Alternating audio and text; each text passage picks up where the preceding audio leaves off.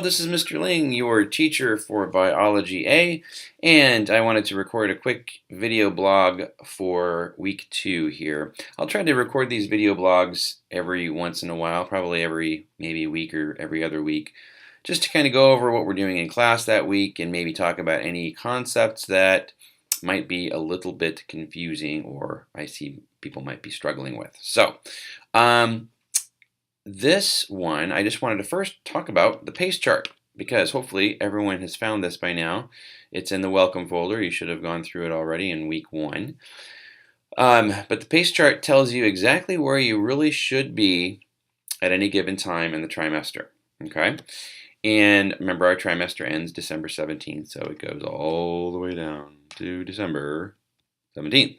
Okay? But right now we're in week 2 right here. So last week you did these 3 things, hopefully. This week we're doing lessons 2, 3, and 4 for Module 1. We're learning about microscopes, and we're doing this lab here for properties of water. So after you learn about the properties of water, we're going to do a lab. And that's what I wanted to talk about today, because that's kind of an involved project.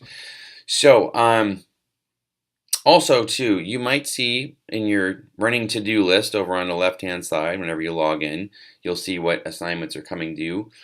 I've been having some problems in some of my other classes, and I don't know if it's happening here as well because I can't really see it from your side as a student. But I'm hoping that the due dates are matching up pretty well with the pace chart. If they're not, always go by the pace chart. If you're like looking at the to-do list going, man, there's a lot of stuff up there. Why is there so much?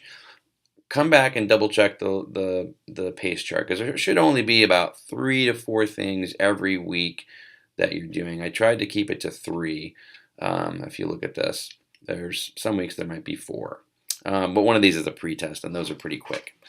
So anyway, let's talk about this one, properties of water. So I'm going to scroll down here into Module 1, Foundations of Biology, and go to Lesson 4.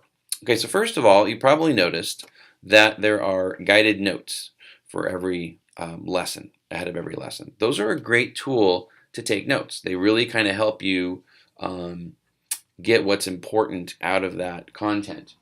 However, I'm a big fan of Cornell Notes, and I think everyone should have a spiral notebook for all of their classes. Yes, I know we're virtual, but having that hard copy is good too. And take your notes in your notebook. The guided notes can kind of help you with that, but if you take Cornell Notes in your notebook and you actually write them down, pen to paper or pencil to paper, that does something to your brain, and you actually will remember the content better if you physically write it down rather than if you just type it out. Okay, it's just something the way our brains are wired. So that's a biology topic for you right there. All right, so just so you know, the guided notes are there. Now, properties of water. After you do this assignment, all right, you're going to then come to the activity at the end. And when you're going through your assignments too, make sure, this is taking a while to load, make sure that you go through everything. Oh yes, and be very careful of dihydrogen monoxide. Wink, wink, ha ha. Those of you who haven't seen that yet, we'll get it in a moment. Go through your lessons by hitting the next button here. This little icon actually will tell you how to do Cornell Notes if you don't know. So that's a great little tool there. Anyway, you'll get through the lesson, you'll go to the activity, which is down here actually, the lesson I've put actually in the module. So first, let's look at the laboratory report guidelines. This is going to tell you how to write your lab report. And we're going to be doing, for this activity, you are going to be designing your own science experiment in your own kitchen using household stuff to investigate the properties of water. And there's a whole list of objectives there, which I won't go into right now, or a list of possible experiments you can do. You'll just read that in the assignment. But let's talk about the lab report guidelines, because this is going to come into play for any lab reports we do in this class. Now, we won't be probably coming into school for any labs. I haven't decided if I might throw in at the end. That might be one that we do as a class, just for fun. But for right now, everything's pretty much online or in your own kitchen. But all of your lab reports need to be the same. So you're going to start with an objective, which is basically what you're looking to do with this experiment, the question you have that you're trying to answer, the hypothesis, and this is stuff you probably have learned in middle school science, but it's just a review. The hypothesis should be basically your prediction, and it should be in the form of if and then. So if I do this, then this will happen. And if you think about it, your variables will tie into that hypothesis, because if you say, well, if I change this variable, which is your independent variable, I'm going to go over that in a minute. If I change this variable, then this variable will respond in this way. You don't have to say it like that, but how you word it is basically going to say the same thing. So, hey, someone else just popped into here. William, how you doing? So that is your hypothesis. Variables. I'm going to go over these in just a second because I think this is still giving some people some problems, and it's difficult to remember. But first of all, with variables, make sure that the independent variable, the one that you're changing, you only pick one variable. Because if you have an experiment where you're changing too many things, then you don't know really what your responding variable is responding to. Is it responding because I added more water, or is it responding because I added more salt? So you really have to make sure you only change one thing. I'll come back to that. All right, materials and equipment, safety, procedure.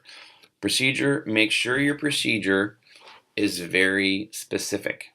Write this procedure like you were giving it to a 5-year-old. Okay, maybe not a 5-year-old.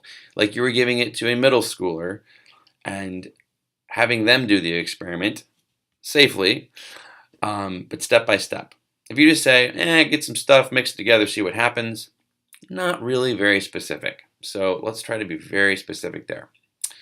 Get a better grade that way. And there is a rubric that goes with this too, which is in the lesson, which I won't go over that now. You can look at that later.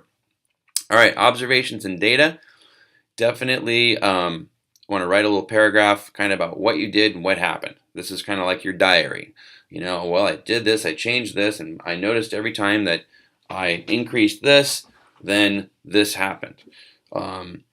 So you're not analyzing your data here, you're just giving your data. You're just telling what happened in your experiment. That's it.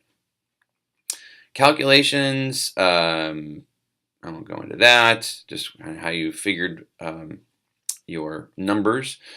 And the conclusion, this is very important. The conclusion is, it summarizes the lab experiment, but it also basically says what happened, and it says, this is where you're analyzing your results. Did my experiment support or disprove my hypothesis? And why? Okay, that's basically what you're doing here. And this is written as a paragraph. So it's really your analysis of the experiment and what you've learned from doing it. All right. And then here's some instructions on how to include a graph. And you definitely want to have a graph in your experiment that shows your data. At least a table, but a graph is even better. If there's a graph and it's well done, you'll get full credit for that. All right, so I'll let you read that later. All right, so real quick, before I let you go, let's talk about variables. All right, I have created a little page over here, which this will help me explain that. So let's just go there right now. Okay, so, and you can write this down in your notes. Wink, wink. I would definitely write this down if you're still struggling with what independent and what dependent is. So, dry mix is the easy way to remember it. Dry mix, and I'll explain this. So, your independent variable is also known as your manipulated variable because you're manipulating it, you're changing it. So say if I was doing an experiment to see how the amount of salt changes the boiling temperature of water. Okay, just throwing that out there. That's I think one of the possible experiments you could do. So, what are we changing? I'll just let you think about that for a second. If we're seeing the amount, or we're doing an experiment to see how salinity or adding salt to boiling water affects the temperature at which it boils. Okay, just think about that for a second. All right, so hopefully you gathered that, well, we're probably going to be changing the amount of salt to see what happens, right? So your independent variable would be the salt in that case. And you're manipulating the amount of salt you're adding. All right. Now, for your graph, any manipulated or independent variable, whatever you're changing, should go on your x-axis, and I'll show you that in a second. Now, your dependent variable is also known as the responding variable because it's responding to the thing you've changed, which is the independent. So again, the dependent variable is dependent because it depends on the independent variable. This isn't going to change unless this changes. All right? So that's why it's called the dependent variable. It depends on what you're changing. It's responding to what you're changing. Okay? And you're going to, in this case, with the boiling temperature of water and salt mix added, your dependent variable would be the temperature, right? All right, and I'm not going to say if it's going to go up or down. You'll just have to figure that out if you want to do that experiment. So, and this is always plotted on your y-axis, all right? So your manipulated variable, your independent variable, same thing. That, what you're changing, that goes on the x-axis. Your dependent variable, what's responding, goes on the y-axis. So let's take a look at that real quick here. Let's turn this one off, and I'll turn this one on. All right. So my writing is horrible, but bear with me. So in this one, I used a different example here. I used viscosity, but we're going to change that actually. And oops, let's turn that off. Get away, go away, go away. Where's my pen? Where's my pen? Where's my pen? That's the one I wanted. Okay, so we're going to change this to boiling point. Boiling point. All right, not viscosity. We'll get rid of that. Okay, so this is boiling point, and this is, well, this graph wouldn't look like this. These would have to be higher numbers, and it may go up or it may go down. I don't know. We're just using this as an example. So let's say in our experiment that every time we added salt, okay, our independent variable, this is again the x-axis, right? And this is the y-axis. So every time we add salt, and I'm going by 5 milligram increments here, there's 5, there's 10, there's 15, there's 20. Every time we add salt, we get these different results on our boiling temperature. Okay, we'll say we're on a different planet with a lot lower pressure, because then our boiling points would drop. So in this experiment, every time we add salt, the boiling point goes up. All right. Now I don't know if that actually happens or not, so don't go by this if you're doing the experiment. I just drew this for something else. But your data points then you'll plot on your y-axis here. So for example, 5 milligrams, I noticed that the boiling point was 18 degrees Celsius. Oh, and of course, always use Celsius because it's science, right? Okay. So, and again, 10 milligrams salt, I ended up with about maybe 25, and so on. And I get a graph that looks like this. Okay, so again, independent variable x-axis, dependent variable y-axis. Okay, and this is dependent. I should put here, dependent. All right. Okay, that's all I got for you. So this is longer than I intended it to be, but thank you for watching. And if you have any questions on this, please leave a comment in the comment section below the video, or give me an email or a phone call, or find me on Google Hangouts. All right, have a great day.